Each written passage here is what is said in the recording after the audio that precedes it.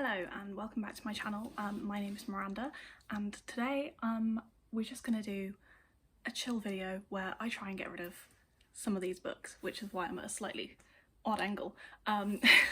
So basically, I've said this before, but my TBR is getting out of hand. Like, I have way too many books. I am not reading them at a speed that means I can keep buying them. So I've tried not buying books, but then I just read new ones on like audiobook or whatever instead of reading the ones that I actually have. So I think it's got to the point where the only solution is I need to get rid of some of these books that I haven't read. I feel like a giant, like leaning in, like, hello. Also, firstly, these are not all of my books. I have more books than are on here.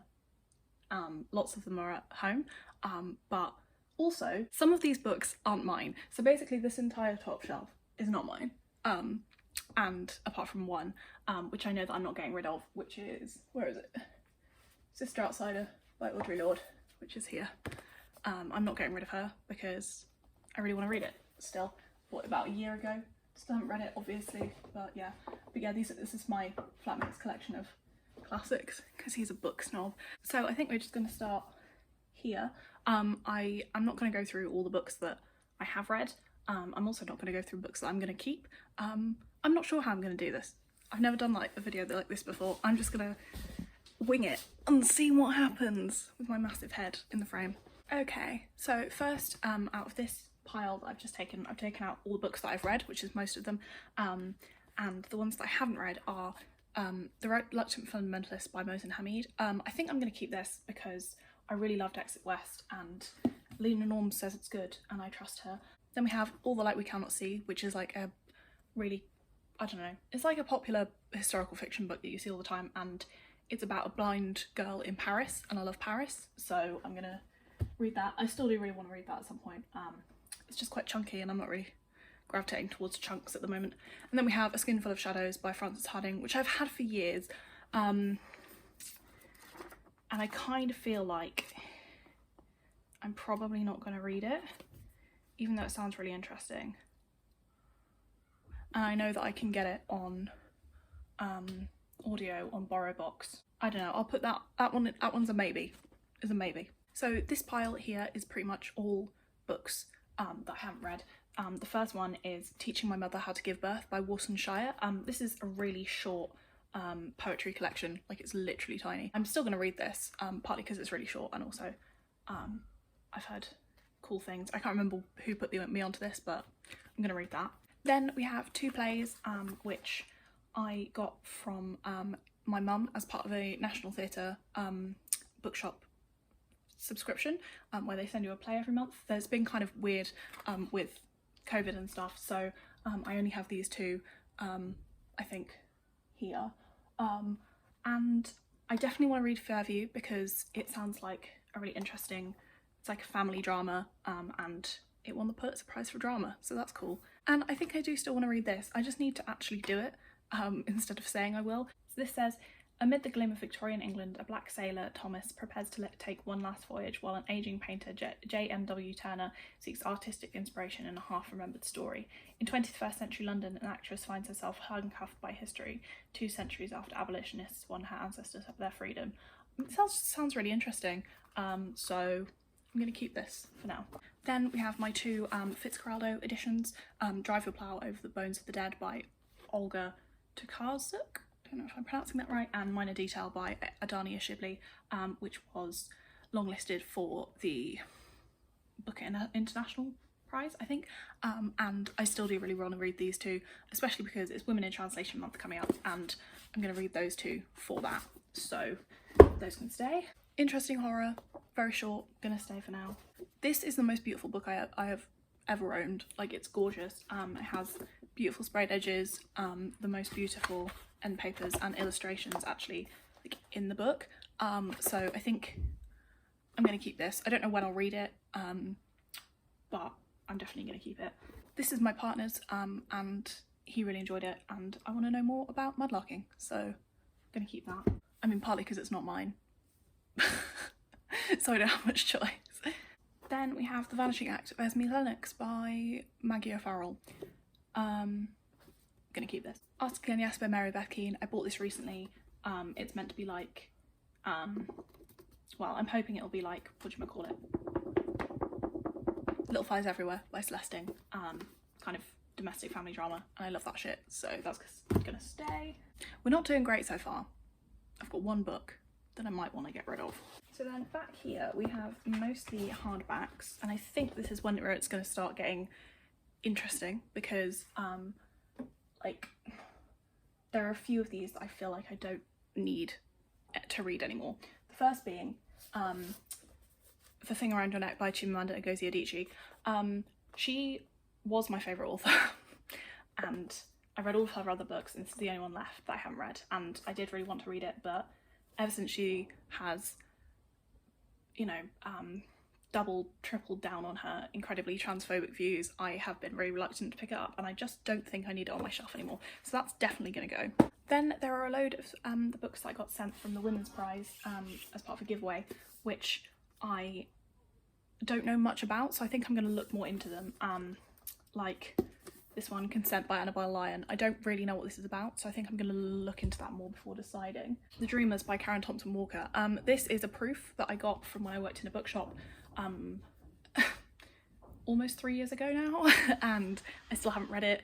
I have heard good things about this, but I think it's always sounded a bit too depressing for me, and I've never really wanted to pick it up. Even though I think I would really like it, I've just never had the urge, so that's going to go. And again, Nothing But Blue Sky by Kathleen McMahon. I don't know how to pronounce that name. This is another one of the Women's Prize longlist ones that I don't know much about, so I'm going to do more research into that. And now we're going to move down to the bottom shelf, which you can't see, but I can. I think that pile is all good. Happy with those. Can't move them, but that's fine. Go on, out you go. It's chaos down here, absolute chaos. I'm really sorry if this shelf goes out of, you know, the frame because I can't see what I'm doing. Then this pile I think is mostly books that I've read. They're There by Tommy Orange I definitely want to read. Girl with a Pearl Earring. It's down here. I'm not sure about this. I do want to read it because I feel like I would really enjoy it. And I know that Simon from Savage Reads really loved this. You can go on the maybe one as well. This is not going as well as I thought it would. The Obelisk Gate by N.K. Jemisin. Definitely want to read that. I mean, it's here with the 50s, which I love, so The Obelisk Gate can definitely stay. Then we have the last of the hardbacks. I have absolutely no idea if you can see that or not. My apologies. This is such a chaotic video, but it's fine. Okay, so for these ones, hello there, let's move you out of the way. These ones, okay, I think I want to keep most of these, which is also not ideal because again, we're trying to get rid of things. So Hamlet can definitely stay, love that. I really want to read that, it was a gift from my dad. Read that, love that, definitely want to read that. Small Pleasures, that's another one that I don't know much about. So I'm going to look into that more and then decide. One Sister Sweet to Our House, I definitely want to read that. I do want to read that. Yes, I do. And The Moonstone by Wilkie Collins. Yeah, I do want to read that. I want to have that at some point for me to read.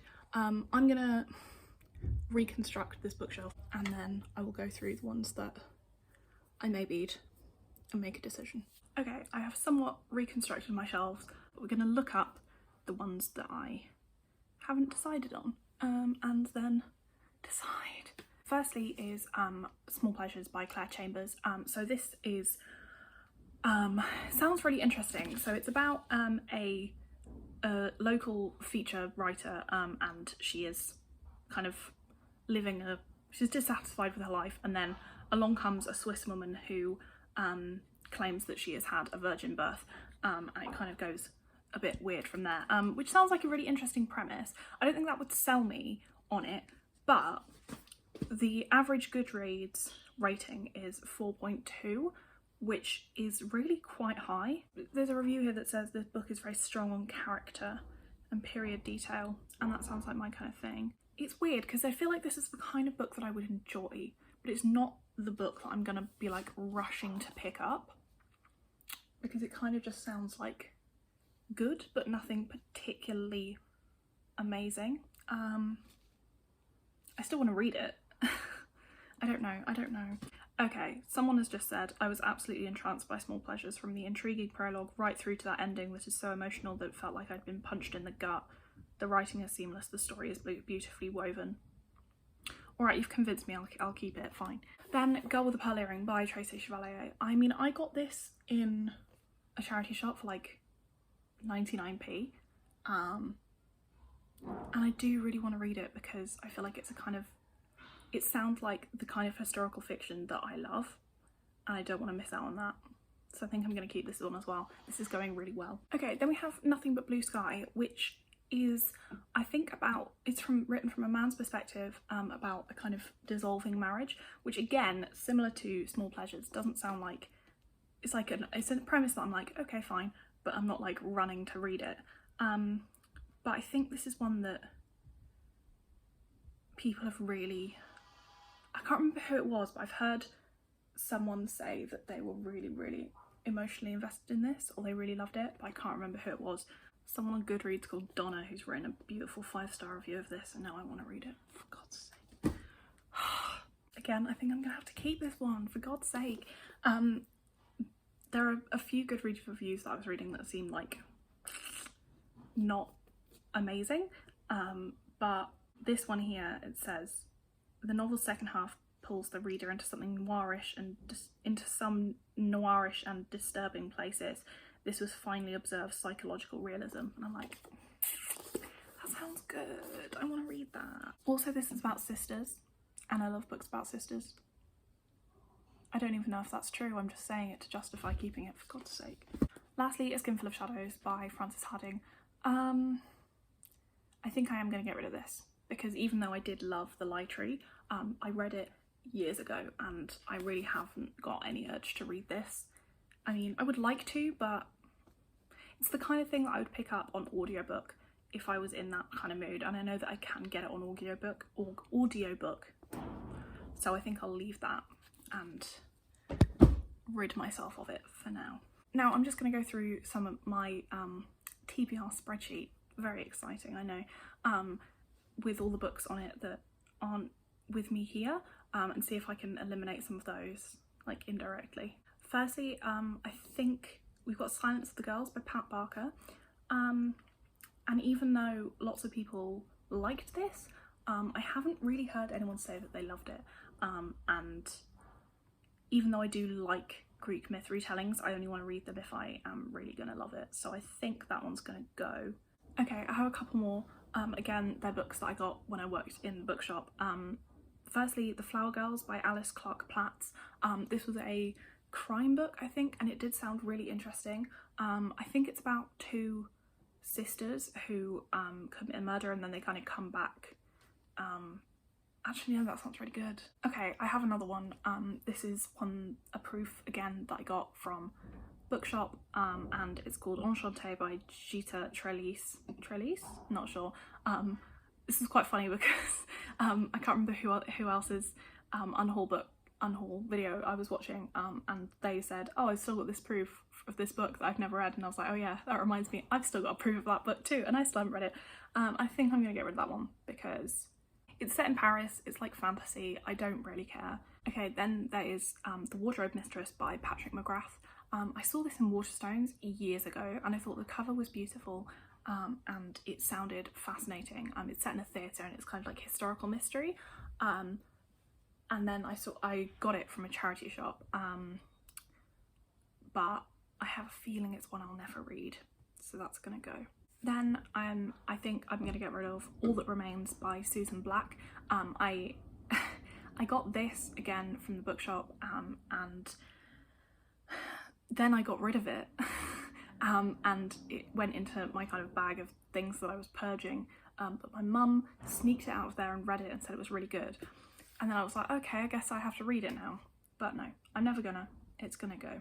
I also have a load of books on here that are my mum's, but I have multiples from the same author that I haven't read yet, so as in, like, I have 2 books by Sarah Waters, and I do really want to read Sarah Waters, like, desperately, but I don't think I need both of them on my my TBR list, because I will read one and then I will read another depending on if I like that one enough. So I'll get rid of The Paying Guests by Sarah Waters for now, and then if I read The Night Watch and I like it, I'll put The Paying Guests back on. I've got the same with Zadie Smith, so I've got NW and White Teeth on here, and I think White Teeth is the one I'm gonna like most, so I'm gonna take NW off. I also have 2 Kate Atkinson on here, so I have Life After Life and Behind the Scenes at the Museum. I think I'll take off Behind the Scenes at the Museum for now, because I know that my mum will still have it if I, you know, ever want to read it. It's not like I'm getting rid of it, it's just more a psychological numbers thing. Okay, I think that's it. I think I'm going to stop there. I'm just going to look at what my TBR number is at the moment. Oh my god, it's 107 from that. That makes me very happy. That means that it's almost lower than it was at the beginning of the year. Oh, it's so ridiculous. I don't know how this has happened. I mean, I do, but okay, that makes me very happy. That means I said my TBR at the end of every video. Today's TBR is 107. Oh, I'm proud of myself. I mean, partly that was easier because for the ones that I just have on my spreadsheet, I could just like go through and get rid of them and they weren't there tempting me. So I'm only getting rid of 3 physical ones, technically, from here, but it's fine. I don't mind.